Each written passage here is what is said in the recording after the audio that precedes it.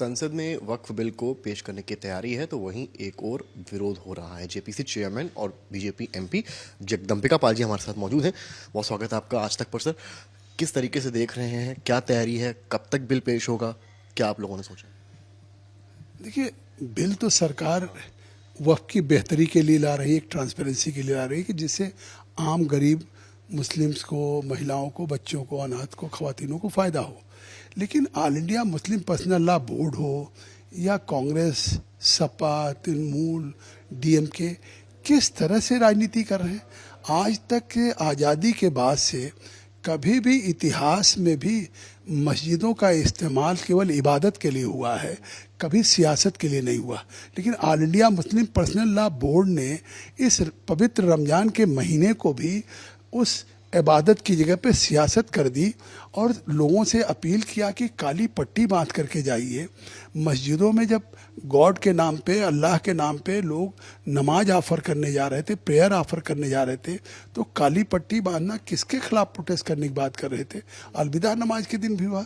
तो इससे साफ है कि इस वक्त बिल को लेकर के all India Muslim personal law board लगातार सोची समझी साजिश के तहत लोगों को गुमराह करके, झूठ बोल करके और पूरे देश में एक लोगों में ऐसा माहौल पैदा करना चाहती है कि जिससे बदअमनी हो या अस्थिरता है। कई लोगों से हमने भी सवाल किया जो काली पट्टी बांधे थे, बच्चे छोटे छोटे थे, उनके भी काली पट्टी बंधी हुई थी। 70% लोग कम से कम थे, वो कह रहे थे कि हम वक्फ बिल के खिलाफ हैं और ये हमारे लिए अच्छा नहीं है। तो वक्फ बिल के अगर खिलाफ हैं तो वक्फ बिल आने तो दें। अभी तो वक्फ बिल आया नहीं, तो वक्फ बिल के किस क्लाज के खिलाफ हैं? All India Muslim personal law board या ओवैसी या कांग्रेस के राहुल गांधी या अखिलेश यादव बताएंगे कि उसमें कौन सा क्लॉज जो अमेंड हुआ है, या जेपीसी की अध्यक्ष के रूप में जो हमने 428 पेज की रिपोर्ट दी है, उस रिपोर्ट से ये वक्फ का कानून और बेहतर होने जा रहा है या कहीं नुकसान पहुंचाएगा? तो ये बताएं तो कि जगदम्बिका पाल की रिपोर्ट तो हमने अब उसको पार्लियामेंट में प्रस्तुत कर दिया, पब्लिक डोमेन में है। अगर 428 पेज पढ़ने का वक्त हो राहुल के, अखिलेश के पास, तो निश्चित तौर से आज शायद मुसलमान को वोट बैंक समझ करके ये जिस तरह से all India Muslim personal law board के साथ खड़े हैं। आखिर अगर कोई मुसलमान इबादत करने जा रहा, प्रेयर करने जा रहा, नमाज पढ़ने जा रहा ईद का, तो उससे कहा जा रहा है कि हम वक्फ बिल के खिलाफ हैं। तो अगर वक्फ बिल का विरोध भी करना है all India Muslim personal law board को या ओवैसी को, तो उसकी जगह जंतर मंतर या कोई मस्जिद है, आप देख रहे हैं जंतर मंतर में किया, ठीक है, आप वहाँ विरोध कर लीजिए। पटना गए आप नीतीश कुमार पे दबाव डालने के लिए, आप वहाँ विरोध कर लीजिए। लेकिन हद हो गई होगी शायद आज़ादी के बाद पहली बार इस तरह से मस्जिदों का इन लोगों ने जिस तरह से दुरुपयोग किया कि जहाँ केवल इबादत और केवल अल्लाह की प्रेयर होती है, वहाँ पे काली पट्टी बंधवा करके वक्फ बिल का विरोध हो। क्योंकि जेपीसी चेयरमैन है, आपसे बेहतर इस चीज़ को क्लैरिफाई कोई नहीं कर सकता, चाहे सपा हो चाहे कांग्रेस। वो लगातार ये कह रहे हैं कि सरकार जो है समुदाय विशेष की ज़मीन लेना चाहती है, ये एक प्रक्रिया है, इसकी शुरुआत हो रही है और ये खतरनाक है। देखिए, मैंने तो अपनी रिपोर्ट दे दिया। यहाँ तक कि जो संसदीय कार्य मंत्री हैं, अल्पसंख्यक मंत्री श्री किरण रिजिजू जी ने, उन्होंने भी कहा है कि हम ये वक्फ बोर्ड को जब हमने जेपीसी को सुपुर्द किया कि इसकी ज्वाइंट पार्लियामेंट्री कमेटी बन जाए तो बेहतर के लिए है। कहीं कोई मस्जिद या कब्रिस्तान, खानका, ईदगाह नहीं ली जा रही। वो कह रहे हैं हम बिल ला रहे हैं और हम बिल पे चर्चा करना चाहते हैं, सभी दल के लोग उसमें हिस्सा लें। अगर कहीं किसी को कोई शंका है, कोई सवाल है, तो उसका जवाब सरकार देगी।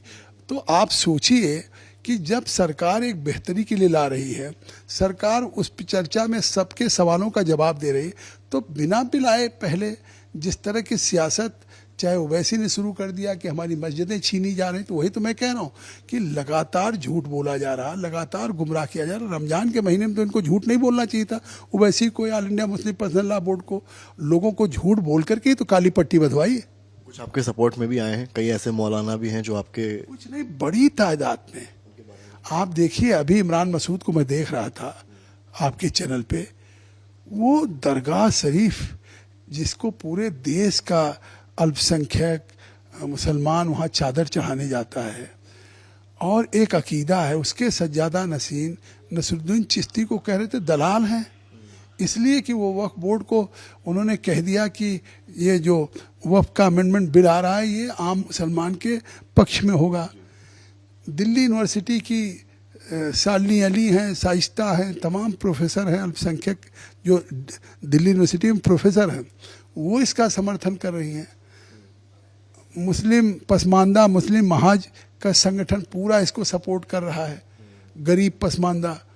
तो तमाम कुछ लोग हैं जो इसका विरोध कर रहे हैं, और मुझे लगता है वो कहीं ना कहीं विरोध के पीछे कोई उनका वेस्टेड इंटरेस्ट है कि आखिर अभी तक कौन सा वक्फ की बोर्ड की प्रॉपर्टी को समर्थ या जगदम्बिका पाल बेच रहे हैं, या कोई मुतवल्ली उसको बेच रहा, खुर्द-बुर्द कर रहा है, या कोई वक्फ बोर्ड का केयर टेकर या कोई उससे जुड़ा हुआ हलकार कर रहा है। सीएम योगी ने भी यही कहा कल एक पॉडकास्ट में। उन्होंने साफ कहा है कि कुछ लोग ऐसे हैं जो हर चीज़ का विरोध करना चाहते हैं, और वक्फ ने किसको फ़ायदा दिया, क्या उसने केवल मुस्लिम समुदाय के ही लोगों को फ़ायदा दिया है?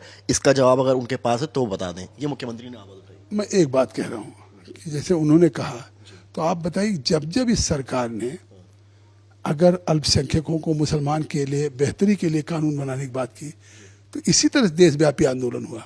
3 तलाक तमाम इस्लामिक देशों में नहीं है कि अगर तवे पे रोटी जल गई और शौहर ने या पति ने गुस्से में कह दिया 3 बार तलाक तलाक तलाक, तो वो बेचारी बहन सड़क पे बच्चों के साथ आ जाती थी। तो वो 3 तलाक जैसा कानून जो बदनुमा था, जब उसको ख़त्म करने के लिए हमारी सरकार बिल लेके आ रही थी, तो उस समय पे पूरे देश में विरोध हुआ। जब समान नागरिक संहिता की बात हुई, चाहे एनआरसी हो चाहे सीए हो, तो आपने देखा शाहीन बाग पे कितने दिन का धरना चला। जब आर्टिकल 370 35A को समाप्त करने की बात हुई, तो उस समय महबूबा मुफ्ती पूर्व मुख्यमंत्री ने कहा कि खून की नदियाँ बह जाएंगी, एक बूंद भी खून नहीं गिरा। गृह मंत्री जी ने कहा था कि मेरी जिम्मेदारी है। आज देश के सभी संविधान के कानून वहाँ पे लागू हो रहे हैं, भारत की पार्लियामेंट के द्वारा पास किए हुए। जम्मू कश्मीर पूरे वर्ल्ड का एक पर्यटन का हब बन रहा है। तो ये बात सही कि जब एक बेहतर कानून लाने की कोशिश हुई, क्योंकि मोदी जी का आखिर सबका साथ सबका विकास है।